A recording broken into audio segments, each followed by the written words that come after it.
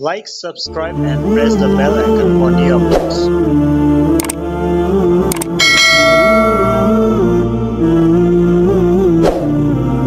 नहमदुहु व नुसल्ली व नुसल्लिमु अला रसूलिहिल करीम। अम्मा बअद फ़अऊज़ु बिल्लाहि मिनश शैतानिर रजीम। बिस्मिल्लाहिर रहमानिर रहीम। या अय्युहल्लज़ीना आमनू अतीउल्लाह व रसूलहु व ला तवल्लौ अन्हु व अंतुम तस्मऊन वला तकूनू कल्लज़ीना क़ालू समिअना वहुम ला यस्मऊन। इन्न शर्रद्दवाब्बि इंदल्लाहि सुम्मुल बुक्मुल्लज़ीना ला यअक़िलून।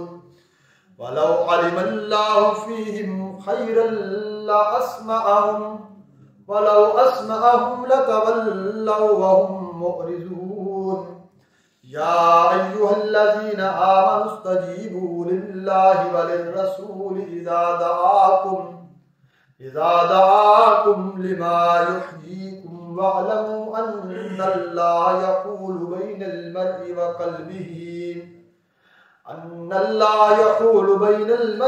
क़ल्बिही व अन्नहु इलैहि तुहशरून। सदक़ल्लाहुल अज़ीम। अल्लाहुम्मा सल्लि अला सय्यिदिना व मौलाना मुहम्मदिन व अला आलि सय्यिदिना व मौलाना मुहम्मदिन व बारिक व सल्लिम सुम्मा सल्लि अलैहि। ग़ज़वा बदर का वाक़या चलाते चलाते अल्लाह ने दरमियान के अंदर जैसे ही ग़ज़वा बदर के फतूहात का जिक्र हो गया, उसका तफ़सीली वाक़या बयान करने के बाद फौरन अल्लाह ने एक मज़मून जिक्र किया, जिस मज़मून का उन्वान है इताअत नबी इताअत रसूल सल्लल्लाहु अलैहि वसल्लम। इसकी ज़रूरत तो हर वक्त है, 24 घंटे की ज़िंदगी में है, हर लहज़े पर है, लेकिन यहाँ ख़ास तौर पर इसलिए जिक्र किया कि पीछे था कि अल्लाह और उसके रसूल की मुखालफत न करो। अगर अल्लाह और उसके रसूल की मुखालफत करोगे तो अल्लाह तुम्हें जहन्नम के अंदर डाल देगा, और अगर इताअत करोगे तो क्या होगा? फरमाया उसका भी इनाम अल्लाह ने फरमाया हम जन्नत के सिवा और क्या दे सकते हैं, हमने अपना महबूब बना लेंगे। दूसरे मकाम पे फरमाया, और यहाँ खास तौर पर फरमाया कि अल्लाह के रसूल की इताअत करो। अल्लाह की इताअत तो है ही है, अतीउल्लाह व अतीउर रसूल, कुरान मजीद भरा पड़ा है। अल्लाह कहता है अतीउल्लाह व अतीउर रसूल, अल्लाह की भी इताअत करो, रसूल की भी इताअत करो। गोया कि खुदा की भी इताअत उस वक़्त काबिल कबूल होगी जब वो इताअत नबी के तरीके के मुताबिक की जाए। ये बहुत बड़ा कानून है, और इससे बढ़कर मेरे नबी का मकाम और क्या हो सकता है? तो खुदा ने अपनी बंदगी के लिए, बंदगी के तरीके के लिए भी अपने नबी के तरीके की पैरवी को शर्त करा दी। इबादत खुदा की करनी है, जिस तरह मर्जी है हम करें, और हमारा नहीं मर्जी आए नहीं करनी, मेरी इबादत है, लेकिन करनी उस तरह जिस तरह मेरे नबी ने करके दिखाई। ये है अल्लाह और उसके नबी का ताल्लुक। हमें जो सबक लिया जा रहा है इस बात से। दूसरा, यहाँ पर आयतें आ रही हैं, इन आयात में अल्लाह बार बार कह रहे हैं कि अगर तुम बात सुन लेते, तुमने कहा हमने सुना लेकिन तुमने सुना नहीं है। ये बार बार अल्लाह ने इनकी मिसाल देने के बाद फरमाया कि ये मखलूक में बदतरीन इंसान अगर देखने हो तो ये लोग देखो जो नबी की बात को सुनकर भी अमल नहीं करते। 4 दर्जे हैं, ये 4 दर्जे हैं किसी की बात को सुनने के बाद उसका रद्द अमल देने का।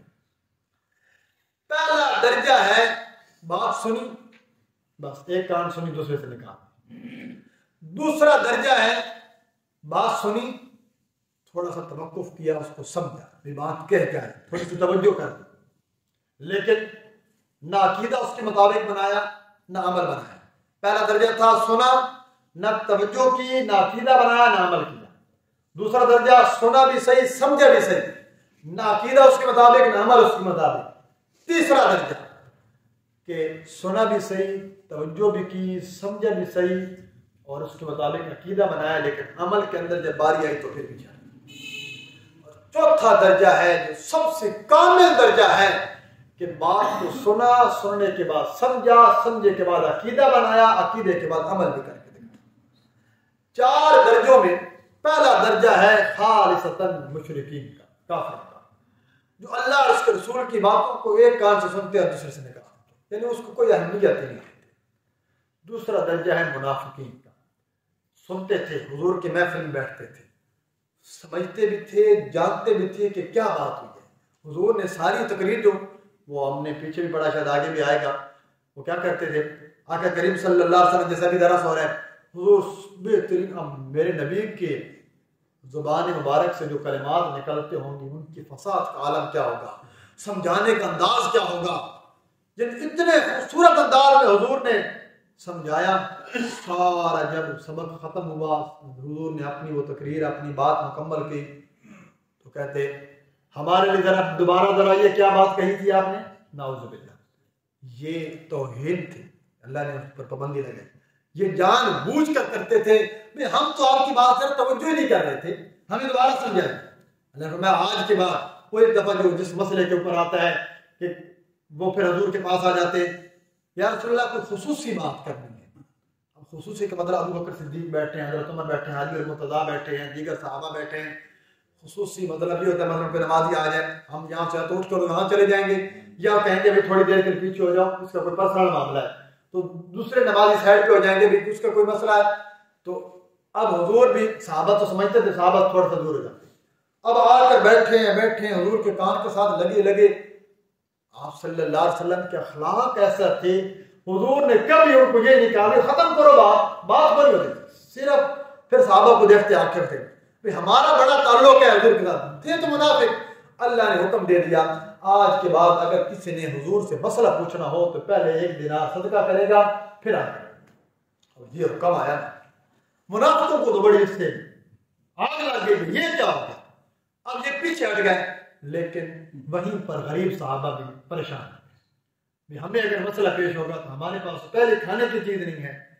ये थोड़ी देर के हुक्म आया, और क्या शान है जी जनाब सैयदना अली और मुर्तज़ा रज़ियल्लाहु अन्हु। इस्लाम की वो पहली है कि कुरान का कोई ऐसा हुक्म बतलाइए जिस आयत पर सिवाय एक सहाबी को किसी ने अमल नहीं, और वो आयत वही है कि जिसमें अल्लाह ने फरमाया कि पहले सदका करना है दिनार और फिर आना है नबी से मसला पूछने। हजरत अली रज़ियल्लाहु अन्हु को मसला पूछा, इधर आयत करी, फौरन सदका किया, हुजूर की खिदमत में आ गए। आप सल्लल्लाहु अलैहि वसल्लम ने मसला बताया, सहाबा परेशान होकर आए, या रसूलुल्लाह ये कैसे होगा। अल्लाह ने फौरन उस मसले को खत्म कर दिया, फरमाया चलो, अल्लाह ने फिर इजाजत दे दी। तो ये वो मसला है जिस पर सिर्फ हजरत अली और मुर्तज़ा रज़ियल्लाहु अन्हु अमल फरमाया, ये उनकी बड़ी फजीलत है। तो ये किया करते थे, आप सल्लल्लाहु अलैहि वसल्लम के साथ ऐसा मामला सुनते थे, समझते भी थे, जानबूझकर ऐसा मामला करते थे। तीसरा दर्जा है सुना समझा, ठीक है, बात दिल को लगी, अकीदा बना लिया कि जैसा हुजूर ने फरमाया हमारा अकीदा है ऐसा है। आज उम्मत मुसलमान जो अपने आप को मुसलमान कहता है वो तीसरे दर्जे में तो है, क्योंकि मुसलमान है, तीसरा दर्जा जरूर है कि सुनता भी है, समझता भी है, पता है हुजूर का कौल है और उसके मुताबिक अकीदा भी है। जो अपने आप को मुसलमान कहेगा उसका अकीदा तो होना लाजिम है, जो जो नबी ने हमें बताया हमारा यकीन है। लेकिन अमल से उम्मत खाली हो चुकी है। चौथा दर्जा है सुना, समझा, अकीदा बनाया और फिर कहा कि अब जान तो जा सकती है लेकिन नबी की तरीके से खिलाफ एक अमल भी मेरी जिंदगी में नहीं है। ये अल्लाह को मतलूब है।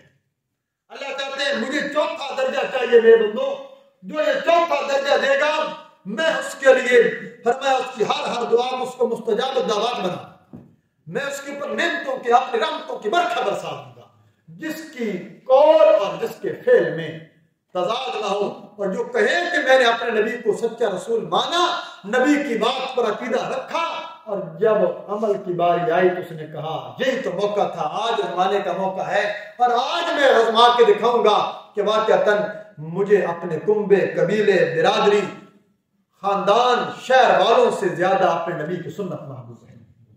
ये अकीदा है, यकीन मानिए। ये दर्जा अगर आपको हासिल हो जाए, अल्लाह करे हम सबको हासिल हो जाए, अल्लाह हमें भी इसी दर्जे में शामिल फरमा दे जिस पर अल्लाह चाहते हैं कि मेरे बंदे इस पर शामिल हो जाए। तो फिर आप देखिएगा अल्लाह के साथ आपका ताल्लुक कैसा बन जाता है। और ये कब होगा? ये दर्जा कुर्बानी मांगता है। इस दर्जे पर आने के लिए आपको लोगों की बातें सुननी पड़ेगी। इस दर्जे पर आने के लिए आपको बिरादरी के खिलाफ जाना पड़ेगा। इस दर्जे पर चलने के लिए आपको शहर वालों के खिलाफ चलना पड़ेगा कि जब आपके सामने काम आ गया कि ये हुजूर नबी करीम सल्लल्लाहु अलैहि वसल्लम की सुन्नत है, तो हजरत उमर रज़ी अल्लाह तआला अन्हु की तरह, हजरत अब्दुल उमर के साहबजादे अब्दुल्लाह बिन उमर और तमाम सहाबा की तरह यूं खड़े हो जाओ और कह दो तो जब नबी का कौल आ गया, नबी का सुन्नत तरीका आ गया, इसके मुकाबले में पूरा शहर मुझसे नाराज हो जाए, मुझे कोई परवाह नहीं, मैं हुजूर की सुन्नत पर अमल करके देखूंगा। वो सहाबी रसूल का वाक़या जो मासूम हजरत हुदैफा की तरफ है, लेकिन बाद में तहकीक हुई एक और सहाबी है, उनका नाम मेरे ज़हन में नहीं है, वो जो अक्सर हम जिक्र करते हैं, किसरा के दरबार में बैठे थे, लुकमा गिर गया, तो वो जो लुकमा गिरा था तो साथ वाले सहाबी ने क्या कहा था कि आप नीचे गिरा लुकमा उठाएंगे तो ये कैसर और किसरा के ये जो सामने बैठे वो कहेंगे मुसलमान होते ऐसे इतने ज्यादा भूखे नाउजुबिल्लाह कि नीचे पड़े लुकमा भी नहीं छोड़ते। तो उन्होंने फरमाया था तुम मुझे इस चीज से डराते हो कि ये क्या कहेंगे, अतरुकु सुन्नत हबीबी लिहाउलाइल हुमुका, तुम चाहते हो मैं अपने महबूब पैगंबर की सुन्नत को इन बेवकूफों की वजह से छोड़ दूं? मैं ऐसा नहीं कर सकता, मैं अपने नबी की सुन्नत पर अमल करूं, दुनिया जो मर्जी कहती है कहती रहे। हजरत उस्मान रज़ी अल्लाह तआला अन्हु मक्का गए ना, जब हुजूर ने सुलह हुदैबिया के मौके पर फरमाया जाओ उस्मान मेरी तरफ से सफीर बन के जाएगा। हजरत उस्मान मक्का के चौधरी थे, बड़े मालदार हैं, इस्लामी मालदार हैं, तो अबू जो बैठे थे वो दूसरे सरदार ने देखा वो उस्मान रज़ी अल्लाह तआला की चादर जो है ना वो आधी निस्फ पिंडली तक उठी हुई है और सुन्नत तरीके के मुताबिक लिबास है, निगाहें झुकी हुई हैं। तो वहां पर एक जो शख्स ने कहा उस्मान तुझे क्या हो गया है, तू तो हमारे सरदारों की तरह चला करता था कि तेरी चादर जमीन के साथ खिसक रही होती थी, तेरी चादर, और ये अलामत है सरदारों की, तू हमारी तरह चल, तू तो मक्के का चौधरी है, तुझे मान मिला हुआ है।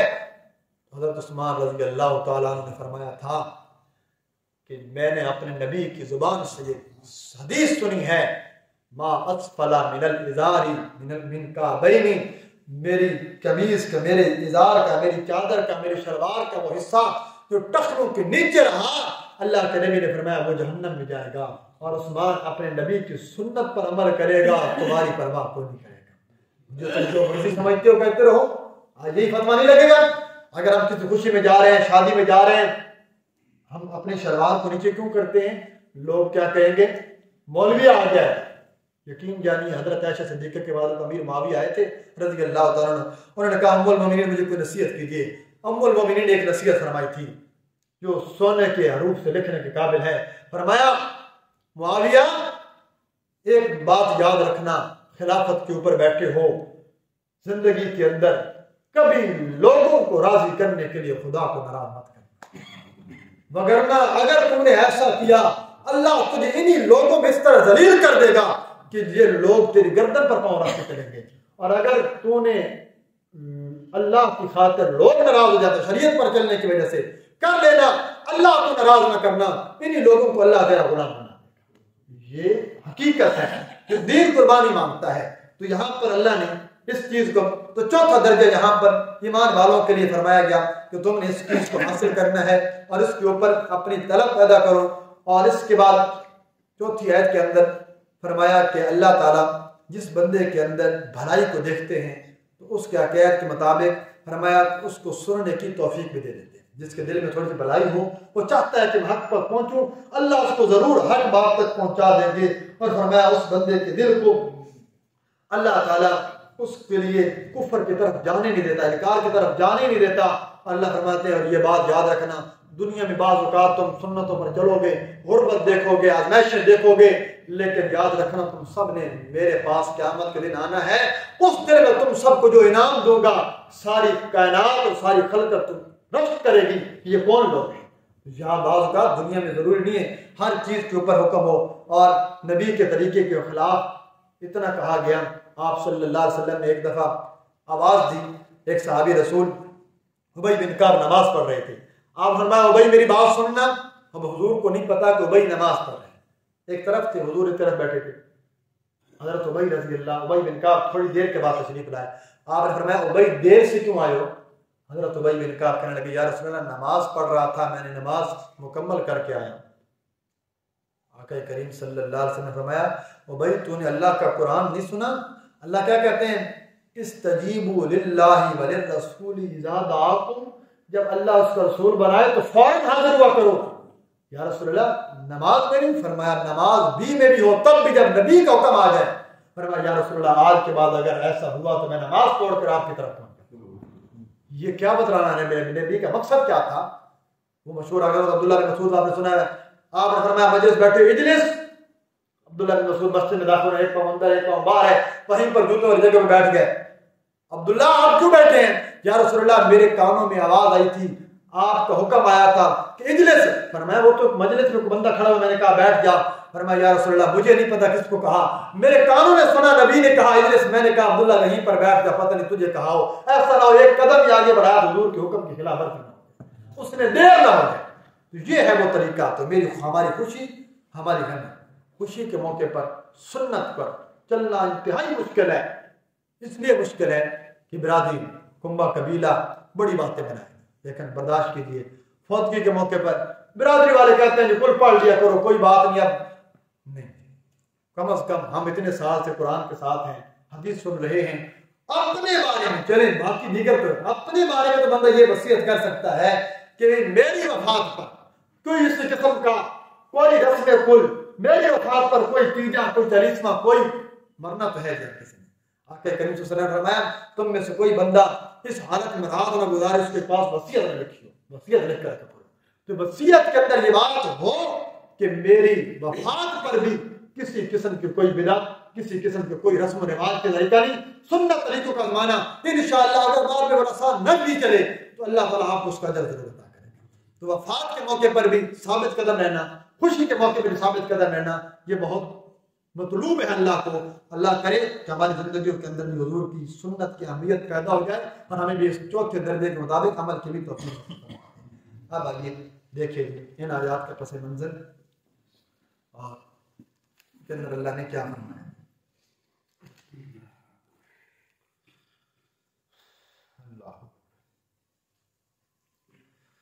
फरमाया या अय्युहल्लज़ीना आमनू अतीउल्लाह व रसूलहू, ऐ ईमान वालों इताअत करो अल्लाह की व रसूलहू, उसके रसूल की।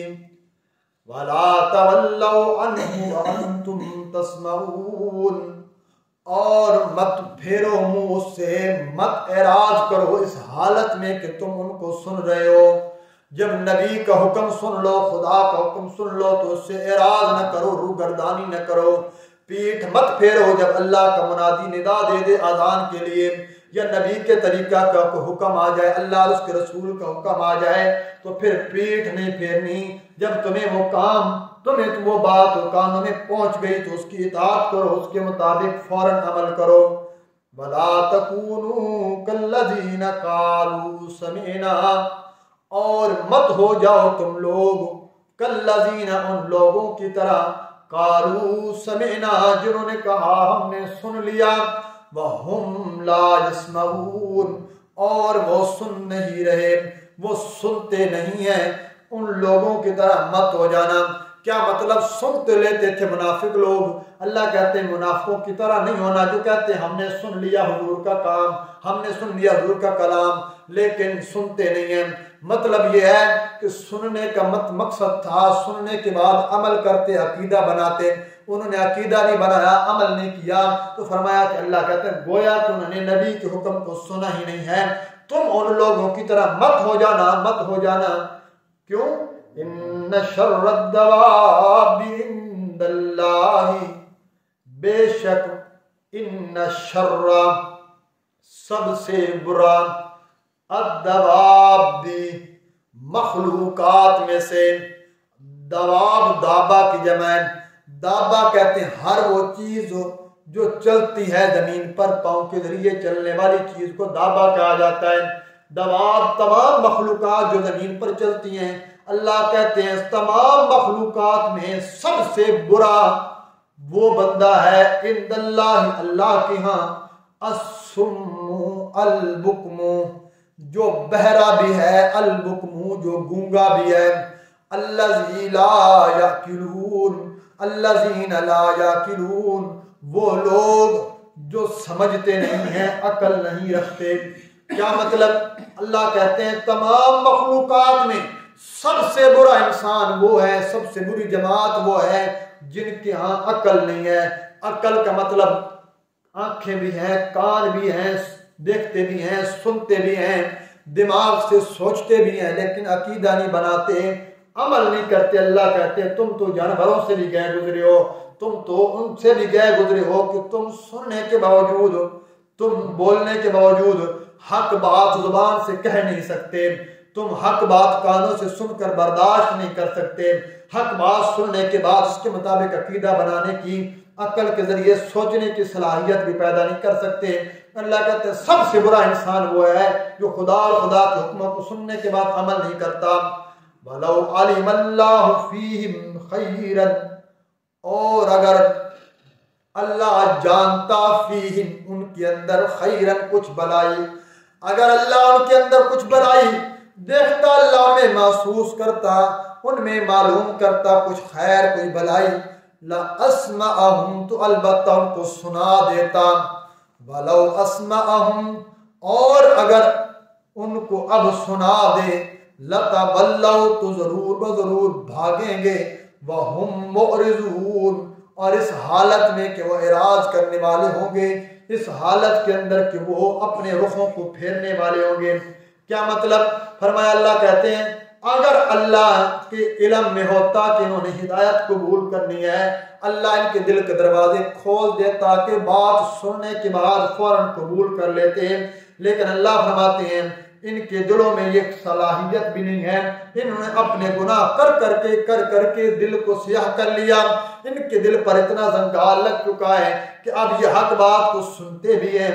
अगर अल्लाह कहते हम आज भी इनको सुना देवें, यानी अगर आज भी इनको अच्छा और ठीक बात हक मसला बतला दो, फौरन पीठ फेर कर मोहरे जब्बारियत की वजह से कहेंगे हम इस बात पर अमल नहीं करना चाहते, फौरन वावेला मचाने लगेंगे, हम इसके ऊपर अमल नहीं कर सकते, एराज करने लगते हैं। अल्लाह फरमाते हैं ईमान वालों ऐसा तुम न करना।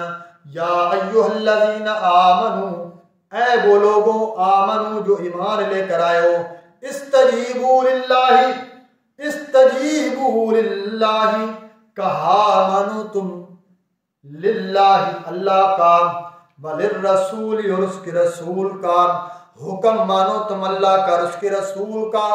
कब? इज़ा दआकुम, जब अल्लाह और उसका रसूल तुम्हें बुलाए, लिमा युहयीकुम, उस काम की तरफ जिस काम के अंदर तुम्हारी जिंदगी है। क्या मतलब इस जुमले का? कि जब अल्लाह और उसके रसूल तुम्हें बुलाए उस काम के लिए जिसमें तुम्हारी जिंदगी है, उसके लिए तुमने आना है। अच्छा, अल्लाह डायरेक्ट को नहीं बुलाता, नबी भी अपनी जिंदगी में बुलाते थे, अब तो नहीं बुलाना, तो क्या मतलब? अब कैसे होगा? इसका अमल अल्लाह की पुकार, ये अल्लाह का कुरान है, ये अल्लाह का कलाम है। अल्लाह ने कहा ये मेरा कलाम, तो समझो ये अल्लाह तुम्हें बुलाता है। नबी का कलाम क्या है?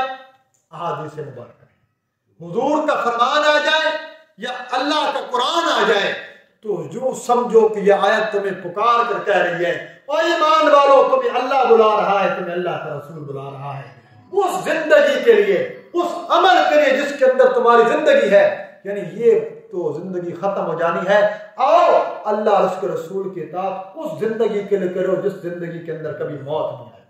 हमेशा हमेशा की जिंदगी तुम्हें दूंगा और वो भी जन्नत की नेमतों के साथ दूंगा, लेकिन शर्त यह है तुम अल्लाह की भी इताअत करो, रसूल की भी इताअत करो, ताकि अल्लाह तुम्हें वो जिंदगी अता करे, ताकि अल्लाह तुम्हें उस जिंदगी के लिए जमा करे। वालमू, और ये बात जान लो, आगे देखेगी, वालमू, और ये बात जान लो तुम कि अन्नल्लाह यहूलु बैनल मरई व कल्बिही, अल्लाह ताला हायल हो जाता है, अल्लाह दरमियान में आ जाता है बंदे के और बंदे के दिल के दरमियान। अल्लाह बंदे और उसके दिल के दरमियान आ जाता है, हायल हो जाता है, रोक ले जाता है। व अन्नहु इलैहि तुहशरून, और उसी के पास तुम सब ने जमा होना है। यानी अल्लाह दो तरीकों से कि मोमिन के कल्ब में इताअत की बरकत से अल्लाह उसको नाफरमानी की तरफ नहीं जाने देता, अल्लाह उसको कुफर की तरफ नहीं जाने देता, अल्लाह उसको ईमान की बरकत की वजह से अल्लाह उसको कुफर की जुल्मत की तरफ, शिर्क की तरफ, बिदअत की तरफ नहीं जाने देता। ये कब होगा? जब तुम अल्लाह उसके रसूल की इताअत करोगे। तो फरमाया कि अल्लाह तुम्हें ये इताअत की वजह से कुफर की तरफ, ये सबसे बड़ी दर्जा है। अल्लाह हम सब का खात्मा ईमान पर नसीब फरमाए। तो अब ये अल्लाह ईमान पर खात्मे का दूसरा क्या बतला रहे हैं? अगर तुम चाहते हो कि मौत के वक्त शैतान का दाव न चले तो अल्लाह खुद तुम्हारे दिलों के अंदर हैल हो जाएगा, शैतान को तुम्हें कुफर की तरफ ले जाने की तौफीक नहीं देगा। अल्लाह तुम्हें ईमान की हालत में मौत अता करेगा अगर तुमने अल्लाह उसके रसूल की बात पर अमल किया और उसको अपनी जिंदगी के अंदर जगह दी। तो आज वक्त तीसरे दर्जे से निकलकर चौथे दर्जे में जाने का है। जिस दिन हम इंशाल्लाह चौथे दर्जे में ये उम्मत पहुंच गई, फिर देखेगा अल्लाह किस तरह इनको रूज और तरक्कियां अता फरमाता है। अल्लाह करीम से दुआ है अल्लाह ने सही मानों में कुरान और सुन्नत पर अमल